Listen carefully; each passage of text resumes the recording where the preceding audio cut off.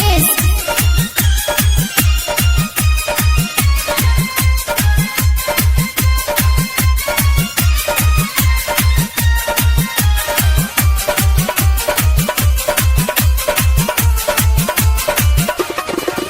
हाँ बाहर से आइल रहे खखुआइल, बाहर से आइल रहे खखुआइल, देहिया दिले झकझो ए सखी रत पेनी पछेनी, ए सखी रत पेनी पछेनी सटाई दिहले पियवा मोर, ए सखी रत पेनी पछेनी सटाई दिहले पियवा मोर। बाहर से आइल रहे खखुआइल, बाहर से आइल रहे खखुआइल, देहिया दिले झकझोर ए सखी रत पेनी पछेनी, ए सखी रत पेनी पछेनी सटाई दिहले पियवा मोर, ए सखी रत पेनी पछेनी सटाई दिहले पियवा मोर, सटाई दिहले पियवा मोर। डीजे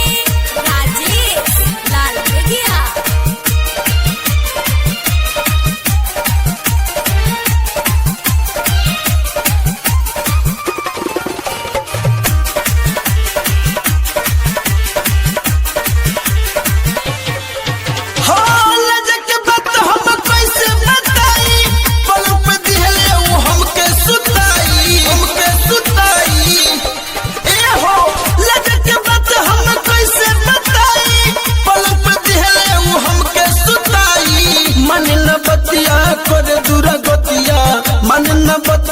कर दुरागतिया एक लागल कोई दिल भोर ए सखी रत पेनी पछेनी, ए सखी रत पेनी पछेनी सटाई दिहले पियवा मोर, ए सखी रत पेनी पछेनी सटाई दिहले पियवा मोर। डीजे राजेश लाल बेगिया।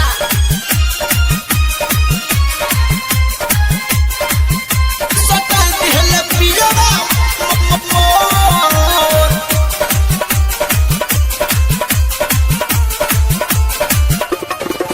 हाँ झूल दहिया तमरे गुदा गुदी, तो देहरा कोई नि दहिया के सूधी, दहिया के सूधी।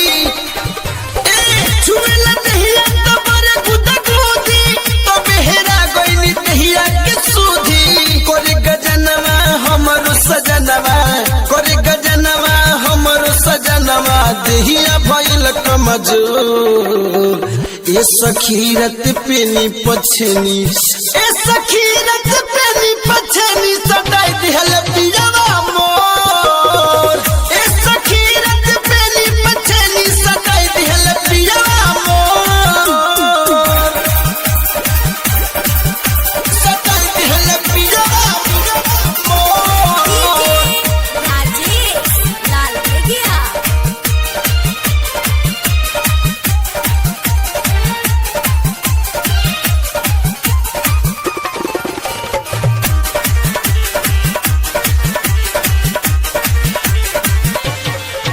हाँ झनु मनोहर के आदत में ठीक हो, पियऊ पेंदर न लागे निक हो, लागे निक हो। हाँ हाँ झनु मनोहर के आदत में ठीक हो, सोयऊ पेंदर न लागे निक हो। धई के पाजा मारे लमाजा, धई के पाजा मारे लमाजा, पूरा बदन दिल तो ए सखी रत पेनी पछेनी, ए सखी रत पेनी पछेनी सटाई दिहले पियवा मोर, ए सखी रत पेनी पछेनी सटाई दिहले पियवा मोर।